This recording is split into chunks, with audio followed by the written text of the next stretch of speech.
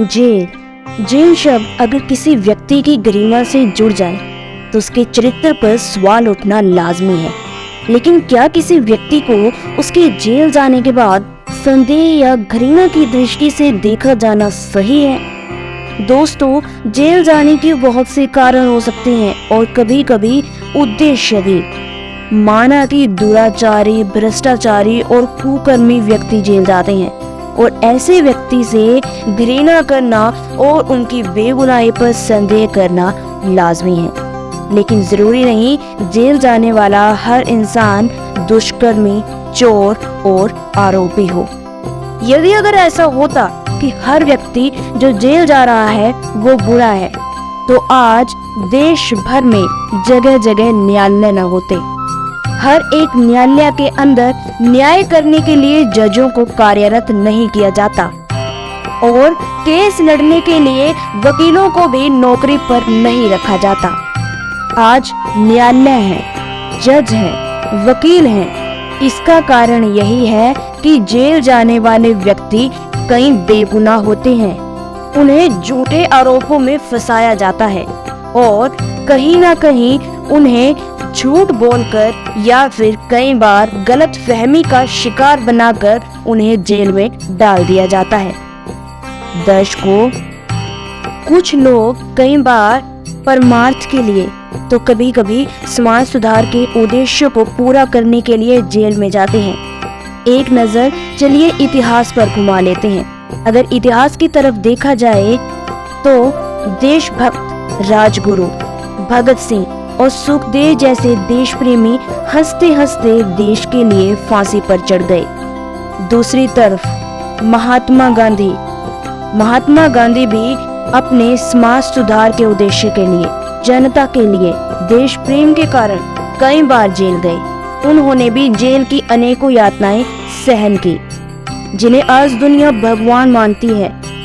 श्री कृष्ण जी, वही श्री कृष्ण जी जिनका जन्म भी जेल में हुआ था, लेकिन आज दुनिया उन्हें भगवान के रूप में पूजती है। दूसरी तरफ अगर देखा जाए, ईसा मसीह जी को भी दुनिया गॉड कहती है और जिस समय ईसा मसीह जी इस धरती पर थे, उस समय उन्हें सच बोलने के लिए इसी जनता ने, जो जनता आज उन्हें भगवान कह रही है, इसी जनता ने उन्हें सूली पर चढ़ा दिया था और वर्तमान में उन्हें अब भगवान की उपाधि दे रही है।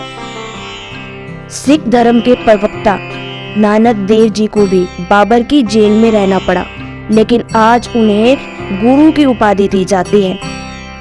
दर्शकों, 15वीं शताब्दी में निकोलस ने कहा था कि पृथ्वी घूमती है, लेकिन उस समय उन्हें झूठा साबित करके फांसी पर चढ़ा दिया गया। लेकिन वर्तमान में जब इस शोध को 100% सही पाया गया, तो आज दुनिया इस बात को सही मानती है और अपनी भूल पर पछतावा करती है। दर्शकों, जो वास्तविकता होती है कई बार वो हमें दिखाई नहीं देती, लेकिन जो हमें दिख रहा होता है हम उसको सच मान लेते हैं। कहते हैं ना, जो दिखता है वो होता नहीं और जो होता है वो दिखता नहीं। तो दर्शकों, जो आपको दिखाई दे रहा है उस पर एकदम से विश्वास ना करें, उसकी थोड़ी छानबीन कर, उसको थोड़ा समझकर, परख कर फिर स्वीकार करें। दर्शकों, जो गलतियां हम भूतकाल में कर चुके हैं उन्हें वर्तमान में न दोहराएं।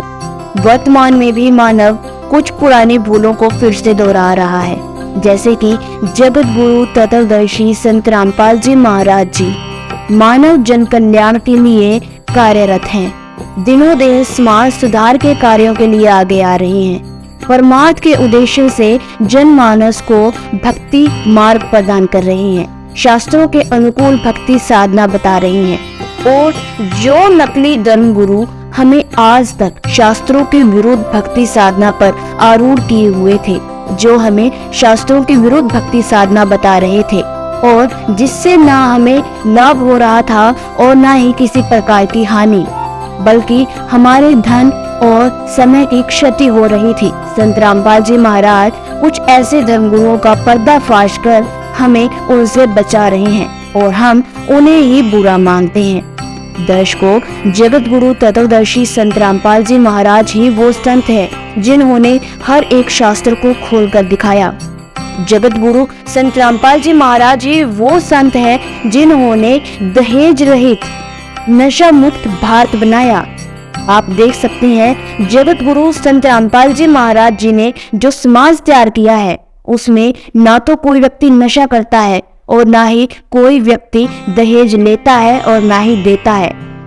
यहाँ तक कि संत रामपाल जी महाराज के जो श्रद्धालु हैं वो ब्याज पर पैसा देते तक नहीं है, रिश्वत तक नहीं लेते, किसी का 1 रुपया तक नहीं रखते। यह सब हुआ है तो केवल और केवल संत रामपाल जी महाराज की शिक्षाओं के कारण। संत रामपाल जी महाराज ही वो संत हैं जिन्होंने मानव को वो सद्भक्ति प्रदान की है जिसके माध्यम से भयंकर से भयंकर रोग समाप्त हो जाते हैं। संत रामपाल जी महाराज ना तो कोई झाड़ा लगाते हैं और ना ही किसी प्रकार की कोई दवा बूटी देते हैं। केवल संत रामपाल जी महाराज द्वारा भक्ति साधना बताई गई है जो वो करने से और संत रामपाल जी महाराज के नियम मर्यादाओं में रहने से संत रामपाल जी के श्रद्धालुओं को कैंसर तक जैसे रोगों से निजात मिल जाती है। तो दर्शकों, आप एक बार विचार करें, क्या ऐसे संत गलत हो सकते हैं? क्या संत रामपाल जी महाराज पर जो आरोप लगाए गए हैं क्या वो सत्य हो सकते हैं? दर्शकों, हमारा आपसे हाथ जोड़कर यही अनुरोध है कि आप संत रामपाल जी महाराज के विषय में पहले जानें, उनके विचारों से रूबरू हो। संत रामपाल जी महाराज जो बताते हैं उनकी पुस्तकों में सब कुछ लिखा हुआ है। उनकी पुस्तकों को पढ़ें, उनके प्रवचनों को सुनें और उसके बाद उन पर टिप्पणी करें।